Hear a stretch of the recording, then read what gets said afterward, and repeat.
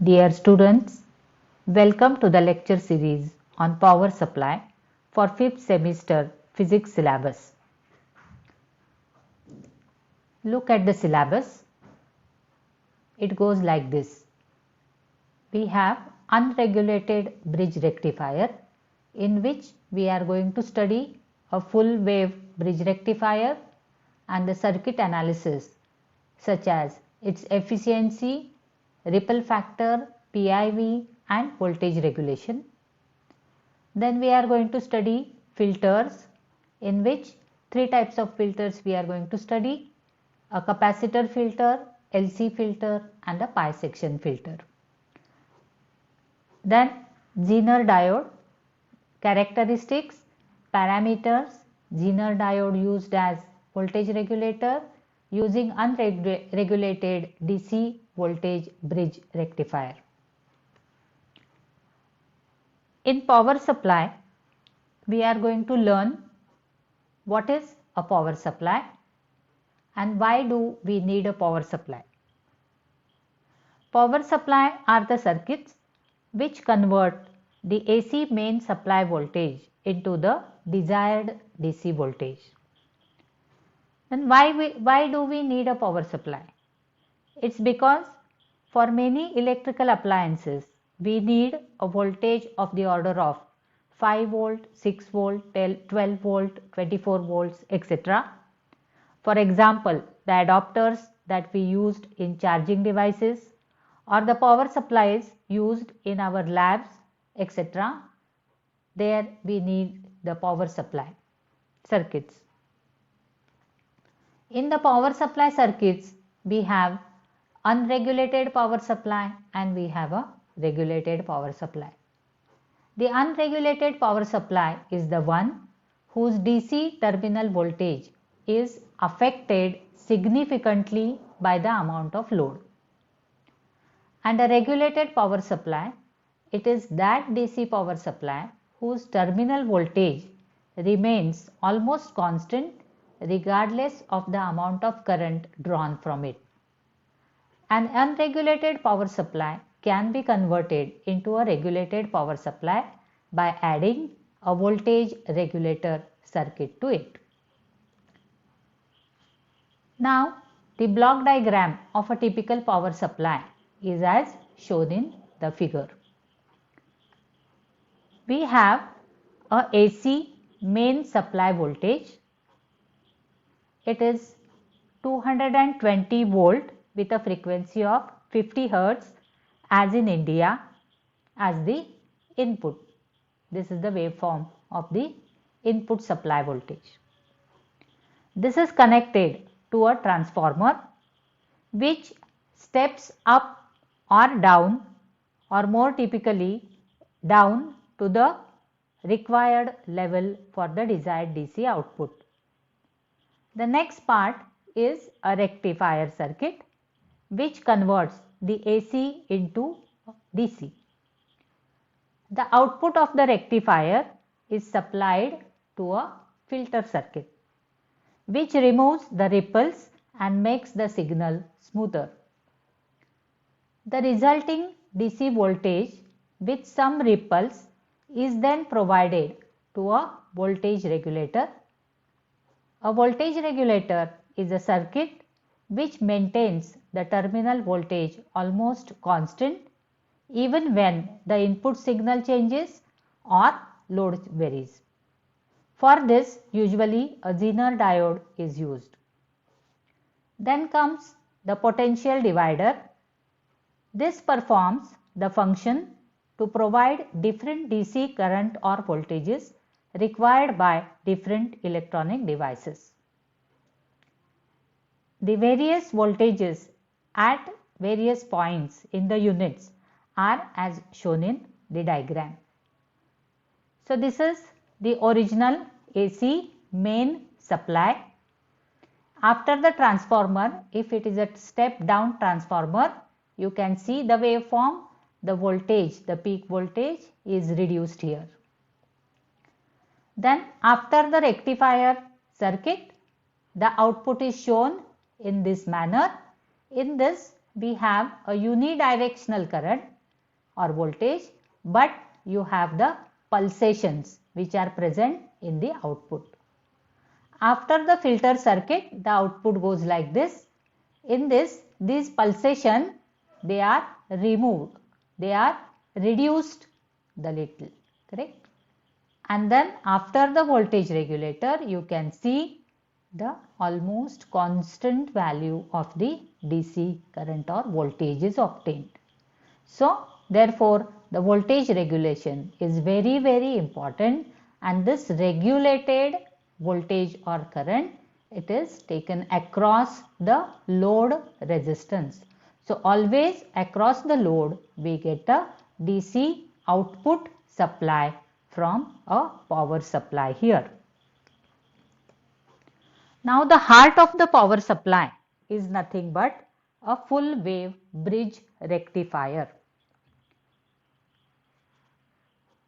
The rectifier converts the AC circuit into a DC circuit. The circuit of full wave bridge rectifier is as shown in the figure.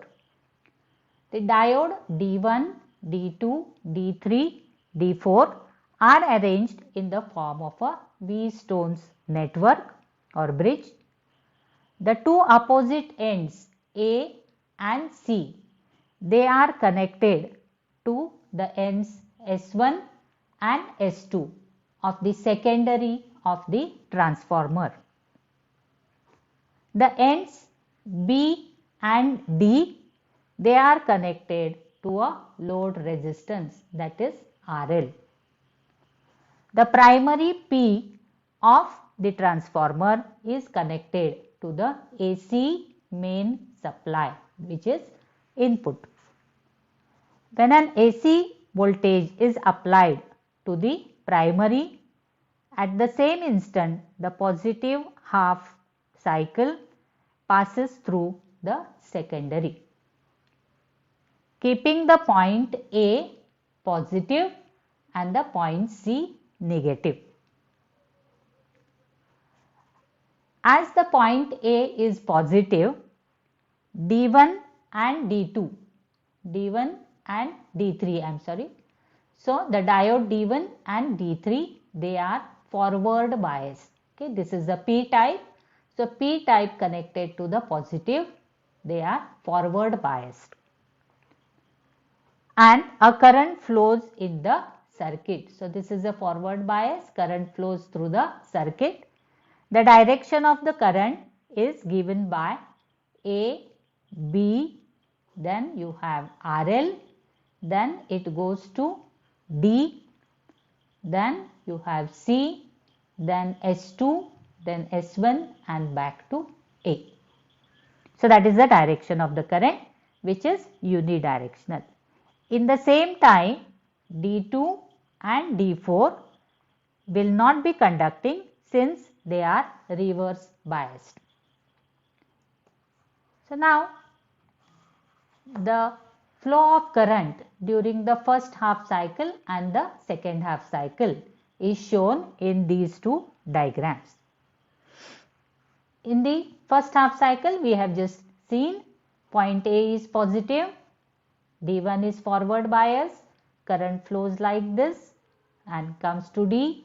D3 is again forward bias, and then you have it goes to S2, S1 and A. Correct? So it just flows like this. So this is the direction of the current in the first half cycle. During the next half cycle, what is happening is the point A is negative and C is positive in this case.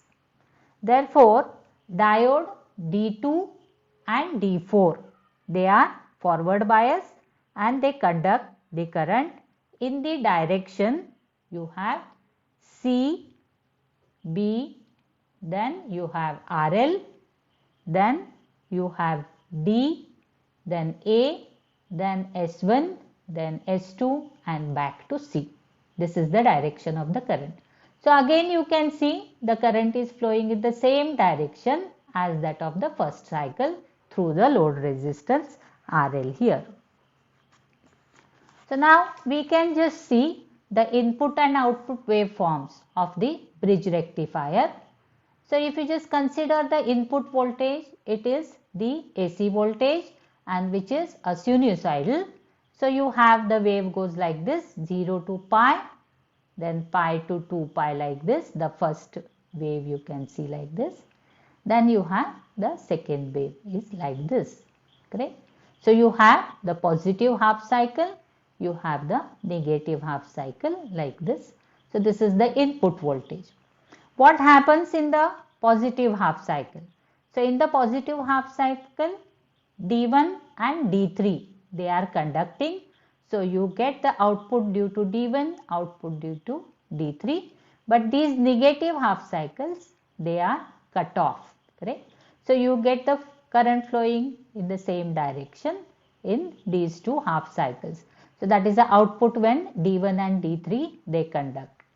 So in the negative half cycle what is happening? The diode D2 and diode D4 they are conducting. So you get the output here due to D2, you get the output here due to D4.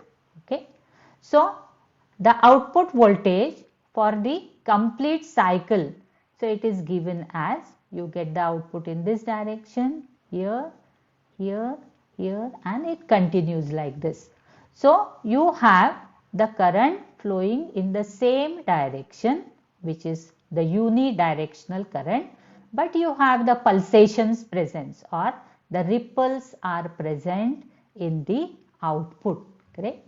So though it is converted to DC, this DC is consisting of the ripples present here, and in order to get a constant voltage or current supply from the output, what you need is you need to remove these particular ripples here. Okay. So to remove these particular ripples, what is used is it is a filter circuit is used in order to remove these particular say ripples or the pulsations. Now before just application of the filter circuits and knowing what are the filter circuits, we should know the circuit analysis, means what is the input power, what is the output power, what is the rectifier efficiency, what is the ripple factor, what is the peak inverse voltage, and what is the voltage regulations. So all these things we are going to study in the next say lecture of our power supply series. So thank you very much for now.